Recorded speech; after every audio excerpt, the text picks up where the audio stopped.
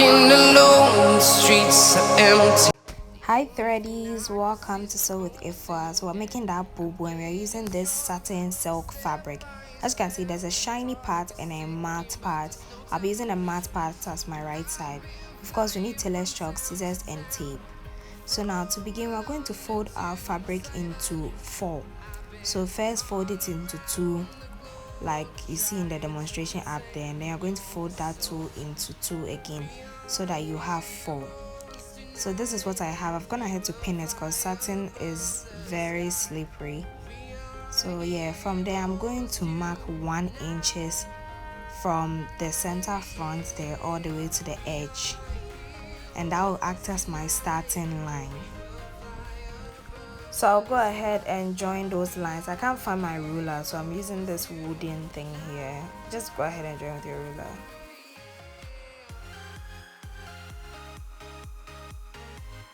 So from the center front, I'll go in by 5 inches.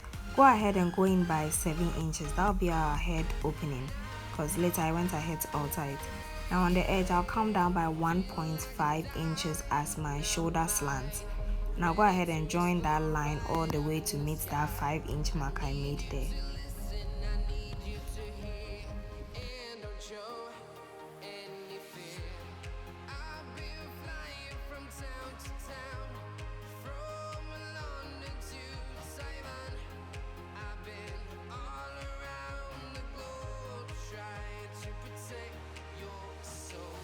So this is what I have after doing that. Now from that line I just created, I'll go up by 1 inch as sewing allowance, and I'll join it all the way to meet the edge of the fabric there.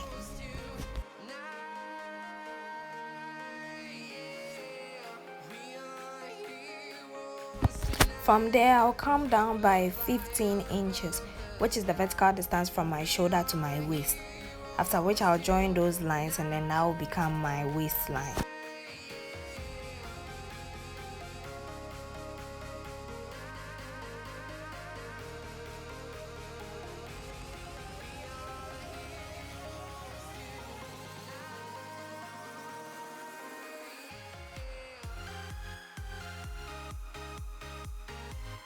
Now on the waistline, I'll go ahead and mark 5 inches, which is where my slit and drawstring will be. I'll go ahead and mark it all the way down, and then I'll join those lines.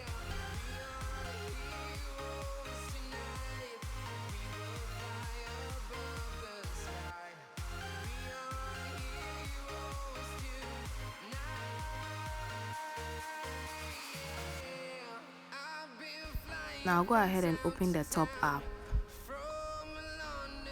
So this is what I have. Next, I'm going to mark a quarter of my waist measurement, which is 7 inches. I'll go ahead and transfer it to the back part as well.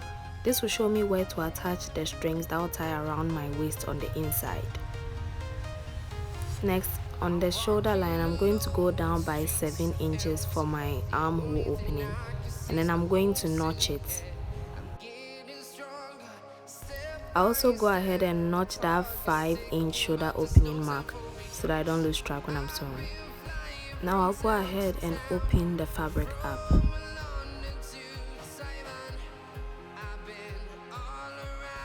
Now with the right sides facing each other, I'll go ahead and sew on this edge and on the other edge for the shoulders, and I'll only leave the neckline opening.